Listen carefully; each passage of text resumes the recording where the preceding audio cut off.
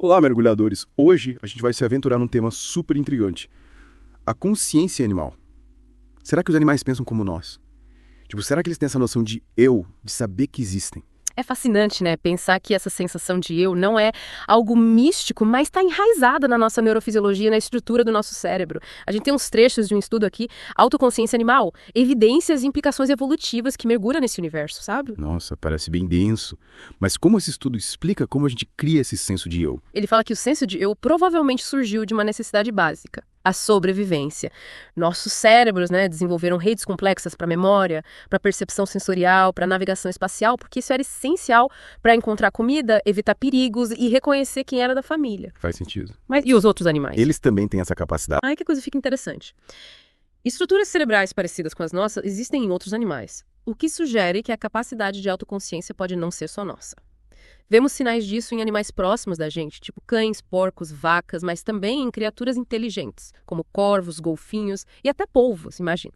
Que sinais são esses? Como a gente sabe que um animal pode ser autoconsciente? Um dos principais é a capacidade de se lembrar de eventos específicos, a chamada memória episódica. Não é só reagir a um estímulo no presente, mas se lembrar de uma experiência passada e usar isso para moldar ações futuras.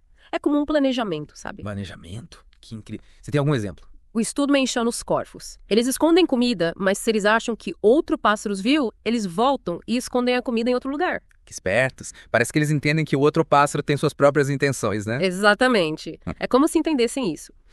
E os golfinhos nariz de garrafa também, eles usam assóbios específicos como nomes uns para os outros e mudam esses assóbios dependendo do contexto social. Nossa, que legal. É como se eles tivessem um conceito de identidade individual dentro do grupo. Incrível. Isso quebra a ideia de que só nós, humanos, temos senso de individualidade. Mas e a consciência espacial, como ela se encaixa nisso tudo? A consciência espacial está muito ligada à autoconsciência. Afinal, entender onde você está no mundo implica saber a diferença entre eu e ambiente. O estudo fala dos porcos, que constroem mapas mentais super detalhados dos seus territórios. Eles sabem onde achar comida, onde tem lugares para se ofuscar e por aí vai. Então os porcos são tipo GPS ambulantes. De certa forma, sim. E tem estudos usando ressonância magnética em cães que mostraram atividade no córtex entorrinal durante tarefas de navegação. Essa é a mesma área no nosso cérebro que integra memórias e percepção espacial. Eles meio que criam um mapa mental, assim como a gente. Fascinante. Corvos planejando para o futuro, golfinhos se chamando pelo nome, porcos com mapas mentais. Mas, e aí, tem outras maneiras de avaliar autoconsciência em animais. Um dos métodos mais famosos, mas que também gera debate, é o teste do espelho. Ah, o clássico. Aquele que coloca uma marca num animal para ver se ele se reconhece no espelho, né? Isso. É usado há muito tempo, mas ele tem suas limitações, principalmente para espécies que dependem mais de outros sentidos, além da visão. Verdade. Um cachorro, por exemplo, pode sentir o cheiro de algo diferente, mas não necessariamente ligar isso ao reflexo. Mas, falando em teste do espelho, o que ele mostra sobre os golfinhos? Os golfinhos têm um comportamento bem interessante. Eles examinam marcas no corpo, fazem movimentos diferentes para ver como o reflexo muda. É como se eles estivessem tentando entender o que está acontecendo ali. Exatamente. Um estudo mostrou que as fêmeas de golfinhos passavam mais tempo interagindo com o espelho depois de receberem marcas faciais. Sugere que elas estavam se reconhecendo. Uau, que legal. Os golfinhos mandaram bem no teste. E outras aves inteligentes, tipo os corvos, eles se reconhecem no espelho. Os corvos da Nova Caledônia vão além do reconhecimento. Eles usam o reflexo para achar objetos escondidos. Espera, eles usam espelhos como ferramentas. Sim. Eles entendem a relação entre o reflexo e o ambiente real. Alguns até mudam a posição do espelho para enxergar melhor a comida escondida. Nossa, isso é inteligência de outro nível. Mas e os animais que não se saem bem no teste do espelho? Isso significa que eles não têm autoconsciência. Não necessariamente. O estudo mostra que, apesar de cães e vacas geralmente não se darem bem no teste do espelho clássico, eles demonstram algo chamado autoconsciência corporal. Autoconsciência corporal. O que é isso? É a compreensão dos próprios limites físicos. Por exemplo, os cães conseguem desviar de obstáculos carregando objetos grandes, mostrando que eles sabem o espaço que ocupam. Então eles podem não se reconhecer no espelho, mas sabem onde seus corpos estão no espaço. Incrível. Com certeza. Isso mostra como a autoconsciência é complexa e como a gente precisa de abordagens diferentes para estudá-la em cada espécie. Ok, já falamos de memória, consciência espacial, teste do espelho. Que outros aspectos da consciência animal você achou interessante na pesquisa? Um que me chamou a atenção foi o conceito de teoria da mente. Teoria da mente. Essa é complexa. É a capacidade de entender que os outros têm seus próprios pensamentos, crenças e intenções, né? Exatamente. E está muito ligado à autoconsciência, porque para você entender os estados mentais dos outros, você precisa ter um conceito do seu próprio estado mental antes. É tipo reconhecer que seus pensamentos são diferentes dos pensamentos de outra pessoa. Que comportamentos de animais indicam que eles podem ter teoria da mente. O estudo fala dos porcos domésticos, que são mais espertos do que a gente imagina. Eles usam o engano para conseguir mais comida. Engano, como assim? Eles distraem outros porcos para monopolizar a comida. Isso indica que eles entendem as intenções dos outros e como suas ações vão ser vistas pelo grupo. É como se eles soubessem manipular a situação a favor deles, usando a teoria da mente para prever as reações dos outros. Nossa, que incrível.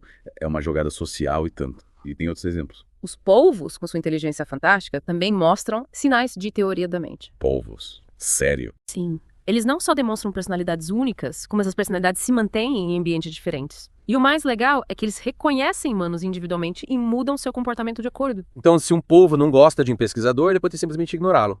Incrível. Parece que estamos construindo um caso forte de que os animais são muito mais autoconscientes do que pensávamos. Com certeza. E ainda tem mais para explorar, como a metacognição e a tomada de decisão consciente em animais. Mas acho que a gente pode deixar isso para depois. Boa ideia. A gente volta já para mergulhar ainda mais fundo nas mentes dos nossos amigos do planeta. E aí, antes da pausa, a gente estava falando de porcos que enganam os outros para conseguir comida, de polvos com personalidades. Mas tem outra peça nesse quebra-cabeça da consciência animal? A metacognição. Metacognição. Isso não seria tipo pensar sobre o pensar. Parece meio avançado demais para animais, não. É sim. É a capacidade de, refletir sobre os próprios estados mentais, sabe? De saber o que você sabe e o que você não sabe. E a gente tá vendo evidências de metacognição em animais também, o que é muito interessante. Sério. Então eles não estão só reagindo ao mundo, mas também avaliando o próprio conhecimento antes de agir. Exatamente. O estudo dá uns exemplos bem legais. Em uns experimentos com cães, eles tinham que achar a comida escondida. Se eles não tinham certeza de onde a comida estava, eles buscavam mais informações. Podiam cheirar mais, olhar para os humanos em busca de dicas. Se foi preciso de mais dados antes de decidir. É isso aí. E algumas raças, tipo o Border Collie, fazem isso mais ainda, o que sugere que pode ter diferenças individuais nessas habilidades metacognitivas. Nossa, que interessante. E em animais que não são tão conhecidos por resolver problemas, tipo animais de fazenda, será que a gente vê sinais de metacognição? Sim. O estudo menciona bezerros aprendendo a mexer nos mecanismos de alimentação, vendo os outros mais experientes fazendo. Esse tipo de aprendizado social meio que exige um nível de metacognição, de saber diferenciar eu do outro. Ou seja, eles não estão só imitando, mas pensando no processo e aplicando a si mesmos. É isso aí. E até as vacas leiteiras mostram evidências de metacognição. Elas podem, por exemplo, ter preferência por certos tratadores, sabe? Com base em experiências positivas ou negativas. Então, elas lembram das interações e usam isso para decidir em quem confiam. Bem esperto, né? Com certeza. Isso desafia a ideia de que a metacognição é só coisa de humanos ou de algumas espécies super inteligentes. Coelhos planejando, golfinhos dando nome, porcos enganando, polvos reconhecendo, vacas julgando os tratadores. Parece que a autoconsciência está aparecendo em todo canto do reino animal. Realmente. E isso levanta umas questões importantes do ponto de vista evolutivo, né? Porque será que tantas espécies diferentes desenvolveram essa capacidade de autoconsciência? Qual a vantagem? Verdade. Que bom que você tocou nesse ponto. O estudo fala alguma coisa sobre isso. Tipo, por que a autoconsciência evoluiu em espécies tão diferentes? O estudo sugere que a autoconsciência pode ter surgido como uma resposta a pressões evolutivas que são comuns a várias espécies. Por exemplo, a necessidade de lidar com interações sociais complexas ou de se adaptar a ambientes que mudam rápido. Faz sentido. Animais que vivem em grupo precisam entender as motivações dos outros, que aqueles que vivem em ambientes instáveis precisam pensar rápido. Exatamente. E o estudo dá uns exemplos bem legais. Os golfinhos, por exemplo, costumam caçar em grupo, de forma cooperativa. Eles precisam coordenar as ações e, ao mesmo tempo, manter suas identidades individuais. É um equilíbrio delicado, né? Entre competir e colaborar. Eles precisam ser autoconscientes para saber qual o papel deles no grupo, mas também precisam entender as necessidades dos outros. É isso aí. Sem falar nos corvos que vivem em cidades.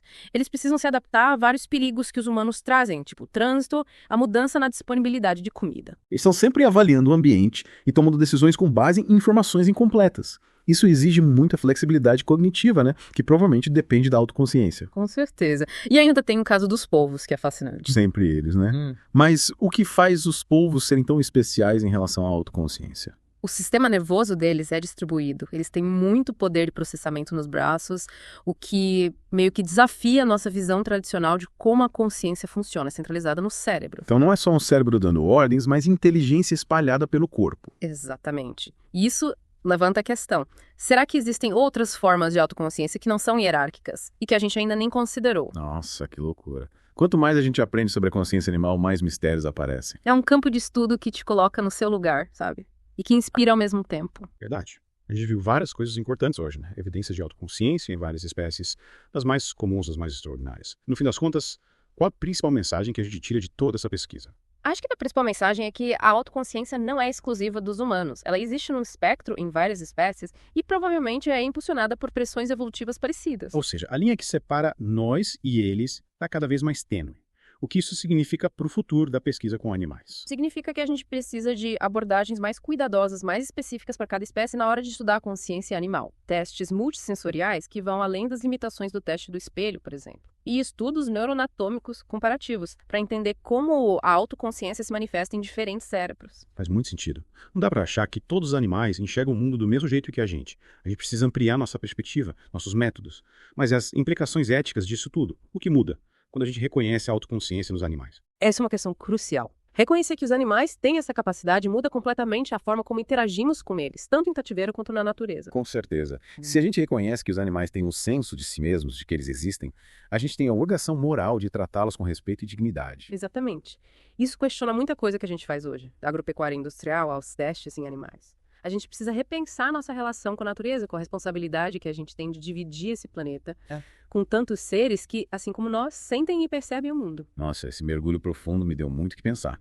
Para a gente terminar, tem algum último pensamento para deixar com os nossos ouvintes? Se a gente aceita que a autoconsciência não é uma coisa sim ou não, mas um espectro, a gente se depara com uma pergunta, onde cada espécie, incluindo a gente, se encaixa nesse espectro. Essa conversa me fez ver as coisas de outro jeito. É incrível como a gente descobre que a consciência animal é muito mais complexa do que a gente imaginava, quanto mais a gente aprende sobre ela. É um campo fascinante, né? E que não para de evoluir com tanta pesquisa nova surgindo. Verdade. Parece que a gente está mudando a forma de pensar, sabe? Saindo daquela visão de que o ser humano é o máximo da consciência e caminhando para uma visão que inclui mais a inteligência de outras espécies. Sem dúvida. Estamos começando a entender a enorme variedade de mentes que existem por aí, cada uma adaptada ao seu cantinho na natureza. É isso aí. Um polvo com aquele sistema nervoso diferente deve experimentar o mundo de um jeito completamente diferente de um corvo usando ferramentas ou um golfinho conversando com um grupo. Pois é.